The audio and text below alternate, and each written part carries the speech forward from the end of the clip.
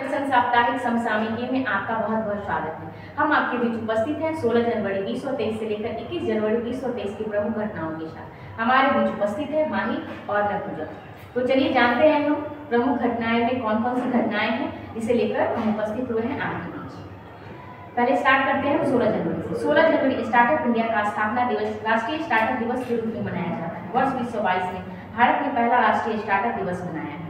इसकी घोषणा प्रधानमंत्री मोदी ने की। उद्योग और आंतरिक व्यापार संवर्धन विभाग और वाणिज्य और उद्योग मंत्रालय ने 10 जनवरी से लेकर 16 जनवरी के मध्य स्टार्टअप इंडिया इनोवेशन वीक का आयोजन किया है।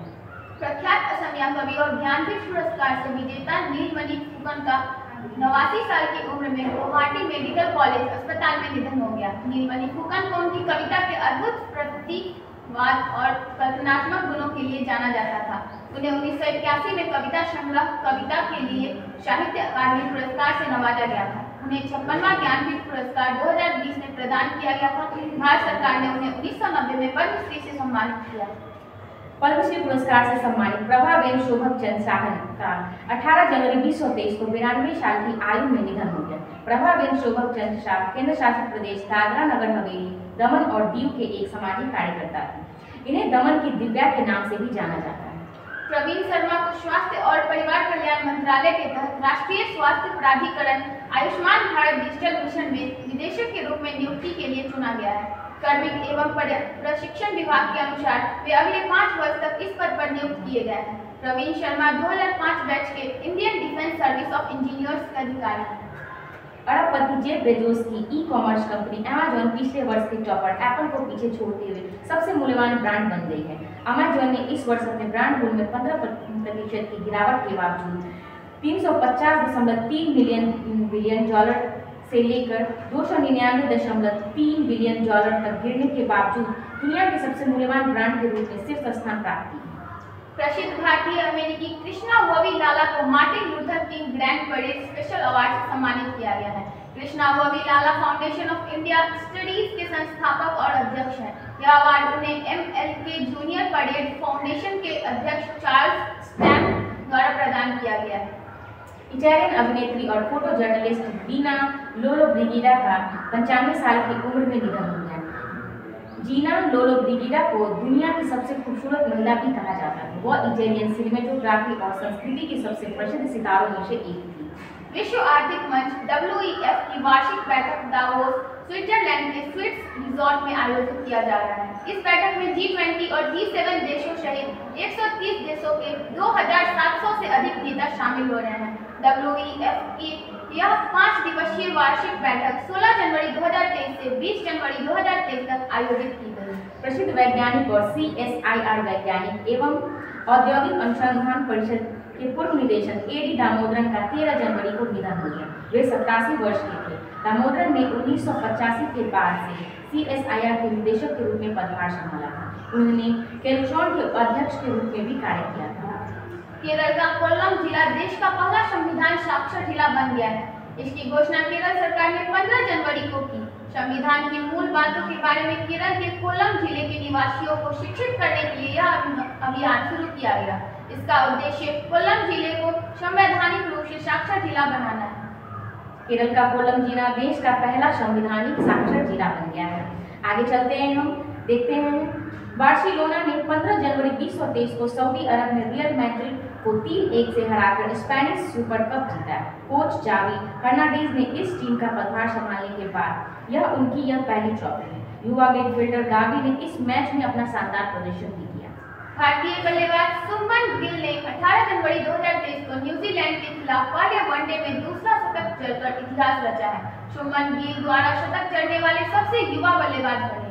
गिल ने हैदराबाद के राजीव गांधी अंतर्राष्ट्रीय क्रिकेट स्टेडियम पर केवल 149 गेंदों में 19 चौके और 9 छक्के की मदद से 208 रन बनाए। उन्होंने 23 साल की उम्र में यह कारनामा किया। इससे पहले यह रिकॉर्ड ईशान किशन के नाम था, जिन्होंने 24 साल की उम्र में बांग्लादेश के खिलाफ दोहरा शतक लगाया था। शुभमन गिल ने नया एक इतिहास रच दिया है। इससे पहले यह जो कारनामा था ये किया था ईशान किशन ने। राष्ट्रीय राजधानी दिल्ली में स्थित लाल किले पर जय हिंद शीर्षक से लाइट एंड शो का आयोजन किया गया। केंद्रीय गृह मंत्री अमित शाह ने इसका उद्घाटन किया। इस कार्यक्रम में 17वीं सदी से लेकर आज तक के भारत के इतिहास और वीरता की नाटकीय प्रस्तुति दी गई। इस कार्यक्रम को 3 हिस्सों में बांटा गया है, जिसमें मराठों का उदय, 1857 का स्वतंत्रता संग्राम, भारतीय राष्ट्रीय सेना के उदय और INA के परीक्षणों सहित भारत के इतिहास के प्रमुख प्रसंगों को भी जीवंत किया गया है। ब्रिटिश इंडियन उद्यमी मनीष तिवारी को प्रतिष्ठित freedom of city of London award से सम्मानित किया गया है। उन्हें यह अवार्ड ब्रिटेन की राजधानी लंदन में फाइनेंशियल स्टेटस में उनके अहम योगदान के लिए यह अवार्ड दिया गया है। रिलायंस इंडस्ट्री के चेयरमैन और मैनेजिंग डायरेक्टर मुकेश अंबानी को ब्रांड फाइनेंस द्वारा जारी ब्रांड गार्डियनशिप इंडेक्स 2023 में भारतीय बिजनेसमैन के रूप में प्रथम स्थान मिला है, जबकि वर्ल्ड वाइड वर्ल्ड रैंकिंग में दूसरे स्थान पर रहे हैं। अमेरिकी टेक लीडर एनवीडिया के जेनसेन हुआंग ने इस इंडेक्स में प्रथम स्थान हासिल किया है। सभी को शिक्षा प्रदान करने के लिए 18 जनवरी को संयुक्त राष्ट्र महासभा द्वारा लोकतंत्र के लिए शिक्षा नामक संकल्प अपनाया गया। यह पहली बार नहीं है कि संयुक्त राष्ट्र महासभा द्वारा शिक्षा प्रस्ताव को अपनाया गया है। इससे पहले 2015 में महासभा में इसी तरह का एक प्रस्ताव पारित किया गया था, जिसमें संयुक्त राष्ट्र की सभी संस्थाओं को शांति, मानवाधिकार और लोकतंत्र को बढ़ावा देने के लिए शिक्षा का उपयोग करने के लिए प्रोत्साहित किया गया था। राष्ट्रीय आपदा प्रतिक्रिया बल हर साल 19 जनवरी को अपना स्थापना दिवस मनाया गया, जिसे कि हम NDRF के नाम से भी जानते हैं। 2023 में NDRF ने अपना 18वां स्थापना दिवस मनाया। केंद्रीय गृह मंत्रालय के अधीन इस विशेष बल का गठन आपदा प्रबंधन अधिनियम 2005 के तहत किया गया। संयुक्त राष्ट्र रक्षा परिषद ने पाकिस्तानी आतंकी अब्दुल रहमान मक्की को वैश्विक आतंकवादी घोषित किया है।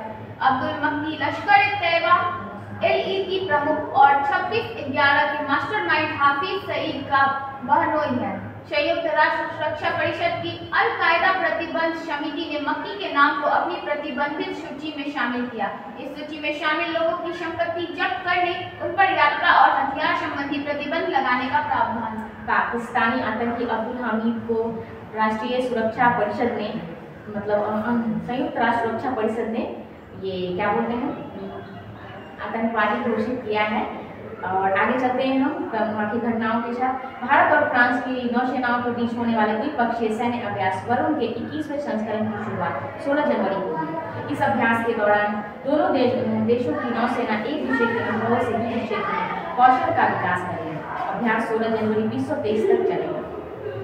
केंद्रीय पर्यावरण, वन और जलवायु परिवर्तन मंत्रालय ने वन्य जीव संरक्षण अधिनियम 1972 की अनुसूची 3 के तहत नील कुरिंजी को संरक्षित पौधों की सूची में शामिल किया है। आदेशानुसार इस पौधों को उखाड़ने या नष्ट करने वालों पर 3 साल की कैद की सजा के साथ 25,000 रुपए का जुर्माना भी लगाया जाएगा। ओडिशा के भुवनेश्वर और राउरकेला में 13 जनवरी से लेकर 19 जनवरी तक FIH पुरुष हॉकी विश्व कप 2023 में दुनिया भर की शीर्ष 16 टीमें मुकाबला करेंगी।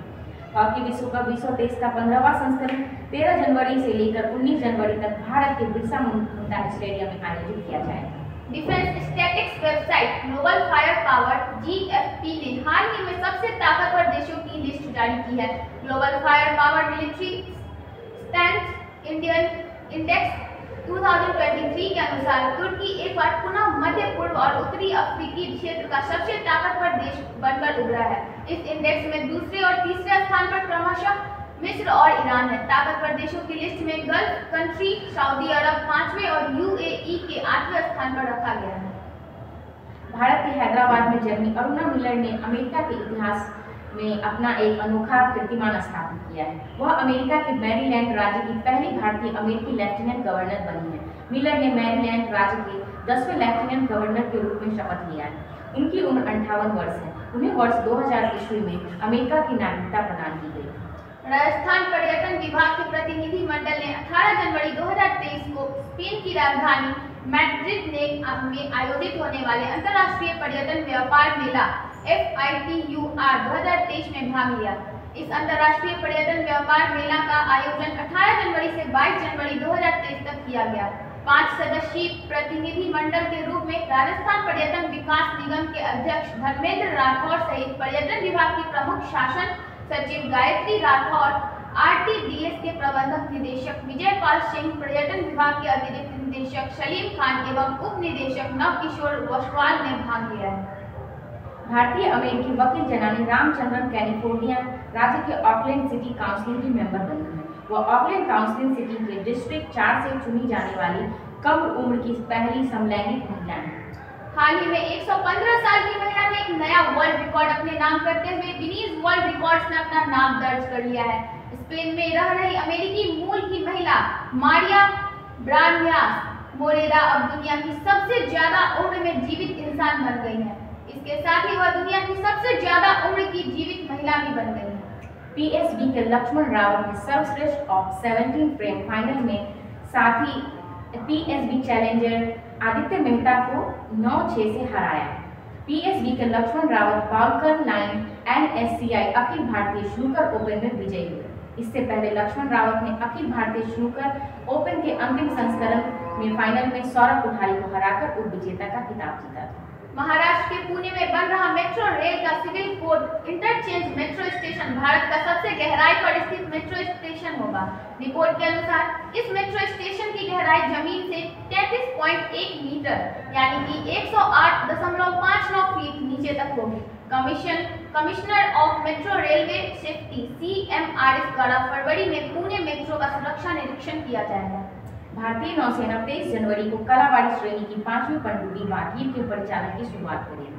भारत में इन पनडुब्बी का निर्माण Mazagon dock shipbuilders limited Mumbai द्वारा मेसर्स नेवल ग्रुप फ्रांस के सहयोग से किया जा रहा है। कलाबाड़ी श्रेणी की 4 पनडुब्बियों को पहले ही भारतीय नौसेना में शामिल किया जा चुका है। इस समारोह में नौसेना अध्यक्ष एडमिरल R हरिकुमार मुख्य अतिथि होंगे। ओडिशा राज्य एड्स नियंत्रण सोसाइटी ने 19 जनवरी 2023 को राष्ट्रीय एड्स नियंत्रण संगठन नाको के नेतृत्व में खेल और युवा सेवा विभाग और हॉकी इंडिया के समन्वय से HIV एड्स पर एक जागरूकता कार्यक्रम आयोजित किया। इस कार्यक्रम में भुवनेश्वर ओडिशा के कालिंगा स्टेडियम की ईस्ट गैलरी में सबसे बड़ी मानव लाल रिबन श्रृंखला बनाई गई। भारत और मिस्र की सेनाओं के बीच अब तक का पहला संयुक्त अभ्यास साइक्लोन प्रथम 14 जनवरी 2023 से राजस्थान के जैसलमेर में आयोजित किया गया। राजस्थान के रेगिस्तानों में संचालित ये सैन्य अभ्यास 14 दिन तक चलेगा। इसका उद्देश्य दोनों देशों के बीच रक्षा सहयोग को बढ़ावा देना है। भारत और न्यूजीलैंड के बीच 18 जनवरी 2023 को 3 मैचों की सीरीज का पहला वनडे हैदराबाद के राजीव गांधी अंतर्राष्ट्रीय क्रिकेट स्टेडियम पर खेला गया है। भारतीय कप्तान रोहित शर्मा ने टॉस जीतकर पहले बल्लेबाजी करने का फैसला किया। कप्तान रोहित शर्मा ने तीसरे ओवर की आखिरी गेंद पर छक्का जमाकर एक खास रिकॉर्ड अपने नाम किया है। रोहित शर्मा भारत में वनडे इतिहास में सबसे ज्यादा छक्के मारने वाले बल्लेबाज बन गए हैं। हिटमैन के नाम से मशहूर रोहित शर्मा ने अपनी पारी में 2 छक्के जमाए और इस तरह भारत में उनके छक्के जमाने की संख्या कुल 125 होगी। इस बता दें कि इससे पहले यह रिकॉर्ड महेंद्र सिंह धोनी के पास है।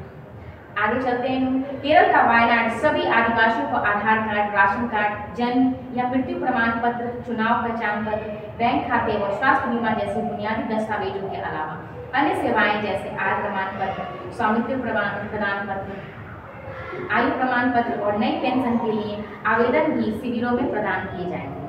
छत्तीसगढ़ के बस्तर में कांगेर घाटी राष्ट्रीय उद्यान में पड़ाली बोडर गांव में केले के बगान में पेंटेड बैट के नाम से जाने वाला एक दुर्लभ नारंगी रंग का चमगादड़ देखा गया है। इस पेंटेड बैट का वैज्ञानिक नाम कैरीवोला पिक्टा है। इस प्रजाति को वैश्विक स्तर पर विलुप्त प्राय की श्रेणी में रखा गया है।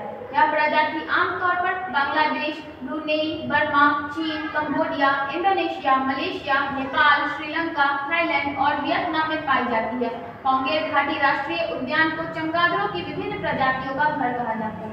नारंगी रंग का चमगादड़ यह विशेष रंग का एक चमगादड़ है जो कि कांगेर घाटी राष्ट्रीय उद्यान में पाया गया है।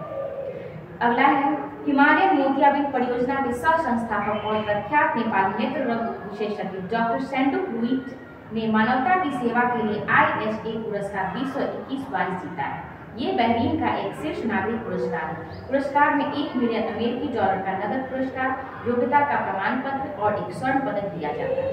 डॉक्टर लुइट दूरस्थ नेत्र शिविरों में उच्च गुणवत्ता वाली माइक्रो सर्जिकल प्रक्रियाएं प्रदान करने में अग्रणी है। धन्यवाद। यूं ही हमारे साथ बने रहे साप्ताहिक समसामयिक के लिए आपका बहुत बहुत धन्यवाद।